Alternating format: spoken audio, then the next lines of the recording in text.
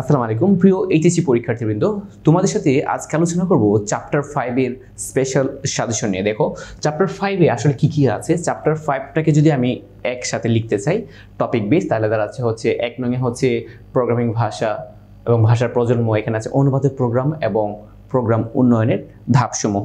দেখো এই ক্ষেত্রে প্রোগ্রাম উন্নয়নের ধাপসমূহ থেকে অনেক সময় সিকিউ কোয়েশ্চেন করা হয়, যদি খুব কোয়েশ্চেন সহজ হয় আর কি। এটা অতীতে করা হতো, বর্তমানে সম্ভাবনা খুবই কম। তারপর আছে অ্যালগরিদম ও ফ্লোচার্ট, সাধারণ প্রোগ্রাম অ্যালগরিদম ফ্লোচার্ট, সাধারণ প্রোগ্রামিং অ্যালগরিদম ফ্লোচার্ট। এখান থেকে খেলাটা শুরু হয়। তুমি জানো যে চ্যাপ্টার 5 থেকে টোটালি 25 পরীক্ষার্থীর জন্য প্রশ্ন হচ্ছে দুইটা আসবে সিকিউ, আসবে এবং 4 থেকে 5টা আসবে হচ্ছে এমসিকিউ। দেখো এমসিকিউর জন্য কি কি পড়তে হবে সেই বিষয়ে আমরা আমাদের এমসিকিউ ক্র্যাশ কোর্সে ডিটেলস কথা বলছি। আমাদের আজকে সাজেশন শুধুমাত্র সিকিউ নিয়ে। ওকে, তো দেখো দুইটা সিকিউর জন্য আমার ব্যক্তিগত মতামত হচ্ছে এখান থেকে দেখো এই যে সাধারণ প্রোগ্রাম আর হচ্ছে সিদ্ধান্তমূলক প্রোগ্রাম এবং কি পুনরাবৃত্তিমূলক প্রোগ্রাম বা লুপ। দেখো এই তিনটা থেকে আসলে দেওয়া হয় দুইটা কোয়েশ্চেন। আমি আবার বলছি, এই 3 ক্যাটাগরির কোয়েশ্চেন থেকে তোমাকে দুইটা কোয়েশ্চেন দেওয়া হয়। তো আমি দেখলাম যে ম্যাক্সিমাম টাইমেই অবশ্যই একটা সাধারণ প্রোগ্রাম দেওয়া হয় এবং বাকি একটা কোয়েশ্চেন হয় সিদ্ধান্তমূলক নয় লুপ থেকে আসে। এটা হচ্ছে প্রিভিয়াস কোয়েশ্চেন অ্যানালাইসিস যা বলে। তো আজকে আমরা হচ্ছে সব ডিটেলস কথা বলবো যে কোন অংশ থেকে বা কোন কোন প্রোগ্রাম গুরুত্বপূর্ণ বা কি কি আছে একের সার্বিকভাবে, অর্থাৎ প্রিভিয়াস বোর্ড কোয়েশ্চেন অ্যানালাইসিস করে আমরা সিদ্ধান্তটা নিব।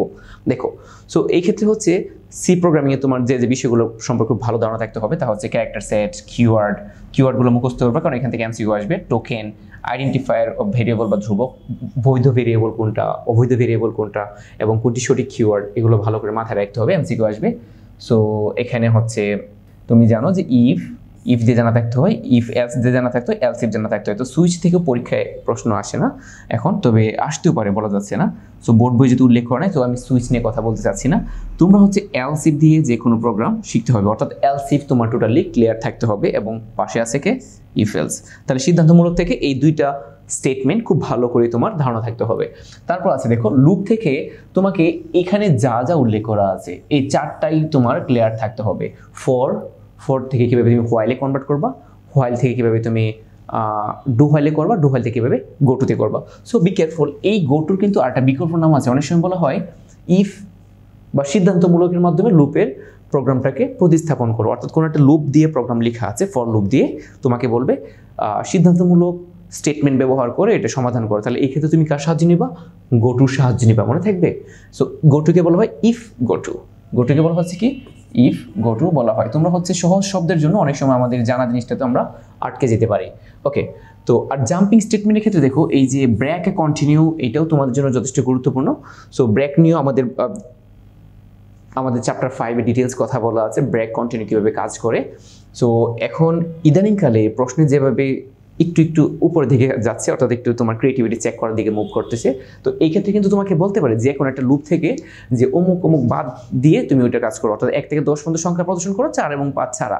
এটা কিন্তু একটা লুপ, অর্থাৎ 1 থেকে 100 পর্যন্ত সংখ্যা যোগ করো কিন্তু 10 এবং 15 ছাড়া। এটা কিন্তু একটা লুপ, ধারাবাহিকভাবে তুমি যোগ করবে কিন্তু 10 এবং 15 ছাড়া। তার মানে এই ছাড়াছাড়ি কাজটা করবে কে? এটা হচ্ছে এই কন্টিনিউ, ঠিক আছে। সো এটা, এবং এইবার আমরা আশা করতেছি সবচেয়ে গুরুত্বপূর্ণ পয়েন্টের মধ্যে থাকতেছে হচ্ছে অ্যারে। মানে হচ্ছে লুপ বা যে কোনো প্রোগ্রাম তোমাকে অ্যারে দিয়ে করতে বলতে পারে, কারণ অ্যারে লাস্ট ইয়ারগুলোতে 2 মার্কের জন্য বারবার অ্যারে আসতেছিল। হ্যাঁ, 2D অ্যারে ব্যাখ্যা করো সামথিং, এইটাই বারবার আসছে। 2D অ্যারে ব্যাখ্যা করো, বিশেষ করে ময়মনসিংহে 2বার আসছে টানা। সো এবার বলতেই পারে অ্যারে ব্যবহার করে 10টি সংখ্যার মধ্যে যোগ করো, অ্যারে ব্যবহার করে 5টি সংখ্যার মধ্যে বৃহত্তম সংখ্যা নির্ণয় করো। এগুলো হচ্ছে কোয়েশ্চেন। সো অ্যারে নিয়েও কিন্তু আমাদের ইউটিউবে ভিডিও দেওয়া আছে, বা তোমার বোর্ড বইয়ে অ্যারে নিয়ে ডিটেইলস কথা বলা আছে। আমি যদি তোমাদের বোর্ড বইয়ে দেখাইতে চাই, দেখো আমি যদি তোমার বোর্ড বই নিয়ে কথা বলি, তাহলে এক্ষেত্রে হচ্ছে তুমি যা যা প্রোগ্রাম দেখবা, সো বোর্ড বইটা কিন্তু ভালো করে দেখে যাবে। আর বোর্ড বইয়ের জন্য তো এমসিকিউ অবশ্যই বাধ্যতামূলক। আর এমসিকিউর জন্য তো আমরা আগে বলেছি, বোর্ড বই যদি না পড়ো তাহলে তুমি এমসিকিউ অবশ্যই খারাপ করবা। আমাদের শিক্ষার্থীদের খারাপ করার অন্যতম সমস্যাই হচ্ছে বোর্ড বই না দেখা। আমি তোমাকে আবার বলছি, চ্যাপ্টার 1, 2, 3 বা 4, 5 তুমি বোর্ড বই না দেখলে এমসিকিউতে অবশ্যই আফসোস করতে হবে। দেখো এখানে যে প্রশ্নগুলো আছে তার মধ্যে দেখো আমরা দেখতে পাচ্ছি এই যে দেখো লুপের পরে আসছে এই যে অ্যারে, লুপের পরেই চলে আসছে কি অ্যারে। দেখছো এই যে অ্যারে 178 নম্বর পেজ থেকে শুরু হলো অ্যারে, তারপর 180 180তে এমন একটা প্রোগ্রাম দেওয়া আছে যে প্রোগ্রামটা পরীক্ষা আসলে তোমরা বলবা এটা কি প্রোগ্রাম। ওকে, সো আমরা বোর্ড বইয়ের আলোকেই বিষয়গুলো আলোচনা করব এবং কেন আমাদের প্রশ্নগুলো কঠিন মনে হয় সেই বিষয়ে আমরা আলোচনা করব। সো বোর্ড বইয়ে দু একটা প্রোগ্রাম আছে, যেমন হচ্ছে তুলনা করা এবং জায়গা চেঞ্জ করা, এর মান সিতে যাবে, সি এর মান এতে যাবে, এইভাবে প্রথম থেকে লাস্টেরটা ফার্স্টে, এইভাবে চেঞ্জিং টাইপের একটা প্রোগ্রাম আছে। এটা কিন্তু যথেষ্ট গুরুত্বপূর্ণ, কখনো আসে নাই। তারপরে হচ্ছে কম্পেয়ার করা, দুইটা স্ট্রিংয়ের মধ্যে কম্পেয়ার করা, কোনটা ছোট কোনটা বড় বা দুইটা সমান কিনা, এই টাইপের প্রশ্ন তোমাদের জন্য এবার গুরুত্বপূর্ণ। এই দুইটা প্রশ্ন হচ্ছে, যদি প্রশ্ন খুব হার্ড করে তাহলে এই দুই বান্দা আসতে পারে। ওকে, সো এটা হচ্ছে একটা প্রশ্ন যদি হার্ড করে, একটা প্রশ্ন অবভিয়াসলি সহজ করবে, হয়তো সাধারণ প্রোগ্রাম থেকে করবে অথবা সিদ্ধান্তমূলক। সাধারণ প্রোগ্রাম থেকে কী কী প্রশ্ন করতে পারে সেটা হচ্ছে আমাদের এখন দেখার বিষয়। দেখো সাধারণ প্রোগ্রাম থেকে তুমি জাস্ট এইগুলো দেখতে পারো যে সাধারণ প্রোগ্রাম দেখো 3টি সংখ্যার মধ্যে যোগফল নির্ণয় এফসি, তারপর হচ্ছে স্যার 5টি সংখ্যার মধ্যে গুণফল নির্ণয়, Celsius to Fahrenheit, Fahrenheit to Celsius. তো এইটা অবশ্যই ভালো করে দেখে যাবা। এখানে হচ্ছে এই সূত্রটা মাথায় রাখবা। হ্যাঁ, এই বিষয়ে কিন্তু ডিটেইলস আলোচনা করা আছে আমাদের ভিডিওতে, এবং program, algorithm, flowchart, C programming, practical, প্রত্যেকটা প্রোগ্রামের algorithm, flowchart, C programming practical আমি দেখিয়েছি। তুমি এইগুলো দেখবা। সো এটা স্ক্রিনশট নিয়ে রাখতে পারো, এই প্রশ্নগুলো জাস্ট একবার চোখ বুলিয়ে নিলেই তুমি পারবা। ওকে, সো আমি তোমাকে যদি এইগুলো একটু অ্যান্সার একটু দেখানোর চেষ্টা করি, একটু ভালো করে দেখবো। তো এর মধ্যে হচ্ছে আমি তোমাকে স্টার মার্ক যদি করি তাহলে হচ্ছে এটা যথেষ্ট গুরুত্বপূর্ণ। আর হচ্ছে আমি এটা বলতে চাচ্ছি। এবং দেখো এই যে কোথায় বিষমবাহু, দেখো তো ত্রিভুজের বর্গের ক্ষেত্রফল, আয়তক্ষেত্রের ক্ষেত্রফল 3টি। তো এখানে হচ্ছে যে সমবাহু, এই যে বিষমবাহু, হ্যাঁ বিষমবাহু তোমাদের জন্য যথেষ্ট গুরুত্বপূর্ণ। আর এই যে দেখো 3টি মার্বেল, এইটা গুরুত্বপূর্ণ। ট্রাপিজিয়াম গুরুত্বপূর্ণ সাধারণ প্রোগ্রামের জন্য। এবং এই যে আবুল বাবুল মার্কার কোয়েশ্চেন, হ্যাঁ এই টাইপের কোয়েশ্চেন একটু দেখে যাবা। ওকে, একটা জাস্ট স্ক্রিনশট নাও এবং এখান থেকে পরীক্ষায় সাধারণ প্রোগ্রাম যদি প্রশ্ন করে, আশা করি এখান থেকে তুমি পাবা। ওকে, তারপর দেখো আমি তোমাকে এবার যদি লুপ দিয়ে দেখাই, অর্থাৎ এখান থেকে কীভাবে প্রশ্নগুলো তুমি সলভ করে, অ্যালগরিদম, ফ্লোচার্ট, এই যে বিষমবাহুর অ্যালগরিদম, ফ্লোচার্ট যদি তোমাকে দেখাই, এই যে বিষমবাহুর আর বৃত্তের ক্ষেত্রফল, বিষমবাহু কোথায়, এই যে বিষমবাহুর হচ্ছে অ্যালগরিদম, ঠিক আছে, বিষমবাহু ক্ষেত্রফল নির্ণয়ের অ্যালগরিদম। দেখো এখন দেখবো সিদ্ধান্তমূলক। তো সিদ্ধান্তমূলক থেকে তোমাকে কি পড়া উচিত বা তোমাকে যা অবশ্যই পড়তে হবে, দেখো এই যে ময়মনসিংহ বোর্ডে আসছে বা অন্যান্য বোর্ডে আসছে যে দুইটি, এই সবগুলো প্রশ্ন, অর্থাৎ সিদ্ধান্তমূলক থেকে তোমাকে আমি বলবো 11টা কোয়েশ্চেন দেওয়া আছে এখানে। তো 11টা কোয়েশ্চেনের মধ্যে এই যে গ্রুপ নির্ণয় তোমাদের জন্য অনেক বেশি গুরুত্বপূর্ণ, যে এত থেকে এত এ গ্রুপ, এত থেকে এত বি গ্রুপ, এত থেকে এত সি গ্রুপ নির্ণয়, অ্যালগরিদম, ফ্লোচার্ট এবং সি প্রোগ্রাম, এগুলো বোর্ড কোয়েশ্চেন, একটু দেখে নিবা। জিপিএ নির্ণয় থেকে সি প্রোগ্রাম আসতে পারে।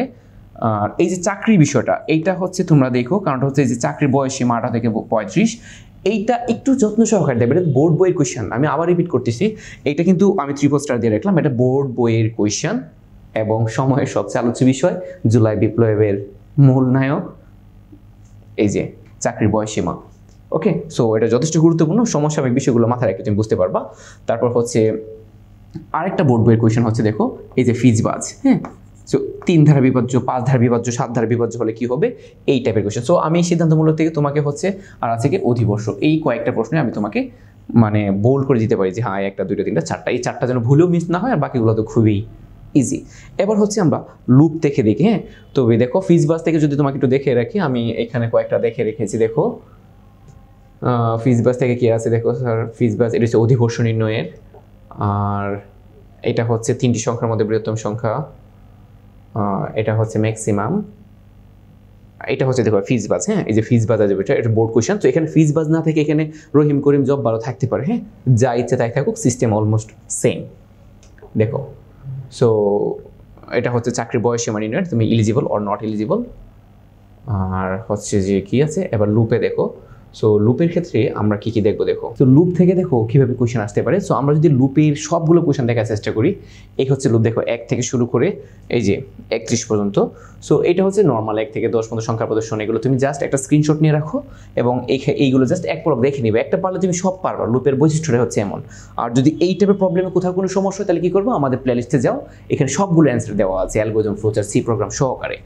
এখন দেখো সো এই ক্ষেত্রে দেখো জাস্ট প্রিভিয়াস কোয়েশ্চেনগুলো যে দেখো, এই যে বোর্ড কোয়েশ্চেন, আমি যদি জাস্ট এই যে দেখো বোর্ড কোয়েশ্চেন 24 এখান থেকে দেওয়া আছে, বোর্ড কোয়েশ্চেন 24। হ্যাঁ, এই যে 18 থেকে শুরু হচ্ছে, বোর্ড কোয়েশ্চেন 24 হচ্ছে এই পর্যন্ত। হ্যাঁ, এই যে এইগুলো হচ্ছে স্যার বোর্ড কোয়েশ্চেন।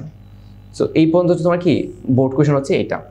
সো দেখো বোর্ড কোয়েশ্চেন কি আসছে, 1 + 4 + 7 এত যোগফল নিয়ে algorithm, flowchart, C program, for loop দিয়ে, হোয়াইল লুপ দিয়ে অথবা ডু হোয়াইল ব্যবহার করে বা গো টু ব্যবহার করে। সো এই টাইপের কোয়েশ্চেন তোমাদের জন্য সিমিলার টাইপের কোয়েশ্চেনই আসবে এবং টেনশন নেওয়ার কিচ্ছু নাই এবং ওয়ারিড হওয়ার কিছু নাই। তবে এক্সেপশনাল যে বিষয়গুলো হচ্ছে তা হচ্ছে স্যার এই যে এটা জিসিডি মানে গসাগু ও লসাগু নির্ণয়, এটা পরীক্ষায় আসার সম্ভাবনা আছে এবং প্রিভিয়াস একবারে আসছিল, তোমাদের জন্য গুরুত্বপূর্ণ। এবং আরেকটা বিষয় যশোর বোর্ড 23-এর একটা কোয়েশ্চেন ছিল যা হচ্ছে মৌলিক সংখ্যা নির্ণয়ের এএফসি পরীক্ষার প্রশ্ন। আর ফ্যাক্টোরিয়াল কিন্তু ইজি জিনিস, এগুলো হচ্ছে ইজি। ফ্যাক্টোরিয়াল আর স্বাভাবিক সংখ্যার গুণফল একই কথা। সো তুমি হচ্ছে এখানে একটা পারলে বাকি সব পারবা, এবং আমি আমার ব্যাচগুলোতে সবসময় একটাই দেখে বাকি সবগুলো পোলাপান এমনি পারে, কারণ সিস্টেম অলমোস্ট সেম। দেখো, সো এক্ষেত্রে যে এক্সেপশনাল যে বিষয়গুলো আছে ফ্যাক্টোরিয়াল নোটেশনের কারণে গসাগু লসাগু, এটা হচ্ছে তুমি গসাগুটা নির্ণয় করা শিখবা এই গ্রেটেস্ট কমন ডিভাইজার অর্থাৎ জিসিডি দিয়ে তুমি এলসিএম বের করবা। ওকে, সো আর এটা হচ্ছে মৌলিক সংখ্যা নির্ণয়, এটা হচ্ছে যদি কোয়েশ্চেন হার্ড করে। ওকে, তার মানে এক্সেপশনাল যে প্রোগ্রাম থেকে কোয়েশ্চেনগুলো হতে পারে তা হচ্ছে এই যে মৌলিক সংখ্যা নির্ণয়, গসাগু লসাগু। আর সিদ্ধান্তমূলকের ক্ষেত্রে হচ্ছে কি বলতো, সিদ্ধান্তমূলকের কথা হচ্ছে যে ওই ফিজিবাল যেটা এক্সেপশনাল কখনো আসে না। আর হচ্ছে কি চাকরির বয়স সীমা, আমি আবার বলছি এটা বোর্ড বইয়ের কোয়েশ্চেন। আর সাধারণ প্রোগ্রামগুলোর মধ্যে কোনগুলো আছে বলতো, সাধারণ প্রোগ্রামগুলোর মধ্যে আছে এই যে Celsius to Fahrenheit, Fahrenheit to Celsius, এগুলো কিন্তু বোর্ড বইয়ের আলোচিত কোয়েশ্চেন। আর খুবই এক্সেপশনাল এবং বোর্ড বই উল্লেখিত 3টা স্ট্রিংয়ের মধ্যে বা 2টা স্ট্রিংয়ের মধ্যে কোনটা বড় কোনটা ছোট। ওকে, আর হতে পারে প্রথম থেকে পঞ্চম স্থান, পঞ্চম থেকে প্রথমে, দ্বিতীয় থেকে চতুর্থ, চতুর্থ থেকে এভাবে স্থান পরিবর্তনের একটা এরে আসতে পারে। সো এরে তোমাদের জন্য গুরুত্বপূর্ণ। সো এটা হচ্ছে তাদের জন্য যারা এরে পড়েছো তাদের জন্য, আর যারা এরে পড়ো নাই তারা তাদের ব্যতি রেখে কোয়েশ্চেন অ্যান্সার করবা। যারা এরে পারো তারা হচ্ছে এরে নিয়ে স্টাডি করবা, আর যারা এরে শিখো নাই তারা হচ্ছে নতুন করে এরে দেখার দরকার নাই। ওকে।